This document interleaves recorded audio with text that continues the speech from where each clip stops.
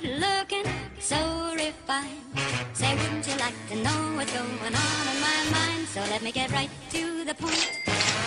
I don't pop my cork for every guy I see. Hey, big spender. CL in the building, baby. We live in Sydney, Australia, you feel me? A little time with me. Hey, how do you pronounce that shit again? Battlefield 3. Now recently I've been using the Recon class exclusively, more than all of the other classes, and I have to say that the M40A5 is my favourite sniper in the game, and probably even one of the best overall weapons in the game, simply due to its versatility.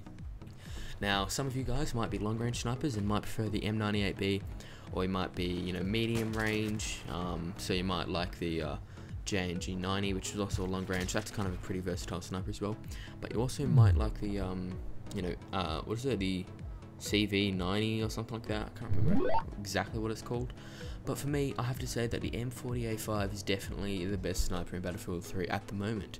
When they actually buff the L96, if they do, that could, you know, level up to come up to par with it, but for now, the M40A5 is the best. Now, the reason for this actually is because of how versatile it is, and so you can actually do long range shots if you get the distance correct, and medium range shots, and of course close range shots. And from that clip that you saw at the beginning, that really shows off how awesome this thing is. The bolt pullback time is actually really short, so it's pretty much, I don't know, I guess you could call it maybe a semi-automatic rifle. Just, it's not obviously, but you know, it's similar because of the bolt action pullback time thing. That's just so small that you can actually pull off those really quick shots. Now, I thought in this video I'll just do a bit of a kind of a sniping tips video, and cover all basics of sniping and the different ways that you can improve your sniping.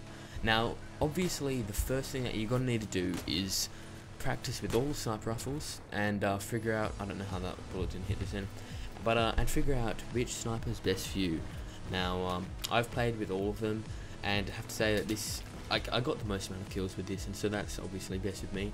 The J&G 90 took me like a few days, maybe like 4 days, 5 days to get 100 kills with it and get the service star. This thing took, like, you know, a matter of hours. It was just so quick to get the service star, and I just got so many kills with it. And I think it's just because it's my type of gameplay style that I really like this, and that was a pretty nifty shot through the smoke there. I could just see his slide. But yeah, so I have to say, this is an incredible sniper. I tried it with the holographic sight, didn't like it that much, so I think if you guys are going to use a sniper, rifle scope is the way to go. So yeah, you got to choose a sniper that's right for you. And the second tip that I can give you is actually choosing a secondary. Now, I used to use the 44 Magnum exclusively when I unlocked it, but then I found out that the G18 suppressed is also a really good secondary, because if someone's on really low health, you just want to pump out as many bullets as you can into them. So that's actually a really good, really good secondary. But you know, it's really up to you. If I were you, playing, maybe if you're the type of guy like me and you play maps like these, which aren't like super long range, like Aftermath, like a Armored Kill, so you know, back to Carcant, Aftermath, those types of games, then I would recommend going with the with this sniper and G18. But you know, if you like to sit back at the back of the map and snipe long range, if you have unlocked it, I suggest using the M98B and maybe a 44 Magnum. Because they're really good with long range, both of them. That was quite a nice shot just there, I have to say. But yeah, I pulled off quite a nice couple of double kills, and I think I might have pulled a triple kill in this game, I can't remember. But I don't know, it's just, this sniper just feels so good in my hands, and I would highly recommend it to anyone. Now, the next tip that I can give you of improving your sniping ability is actually to muck around with your sensitivity and figure out, you know, what feels the best. But once you do choose sensitivity, you got to stick with it. But so you can't, you know, change it, you know, every day, because you'll just get stuffed up. This is for PC, by the way, and I suppose it works for consoles as well. But once you choose sensitivity, you got to stick with it. But unless it, you know, obviously doesn't work for you, then you might change it a bit. But I wouldn't change it around too much because it does take a long time to get your muscle memory, kind of remembering your sensitivity and the ability. So I kind of use the same sensitivity throughout all first-person shooters, and that right there, I thought that was pretty funny how I ran over and the launcher blew up the floor below my feet. But yeah, I highly recommend sticking with sensitivity after you've chosen it and not messing with it too much. I basically have stuck with one sensitivity the whole time I've been playing Battlefield, and that seems to have worked for me. Now, and the other thing that you actually really need to kind of think about when you're choosing your primary sniper is actually the attachments that you're going to put on them. Now, obviously, the main thing that you're going to look out for is the scope. Now, straight out there, I'm just going to say the rifle scope is probably one of the best scopes to use in the game. It works for every situation pretty much, unless you're like, you know, 5 minutes behind someone or in front of someone.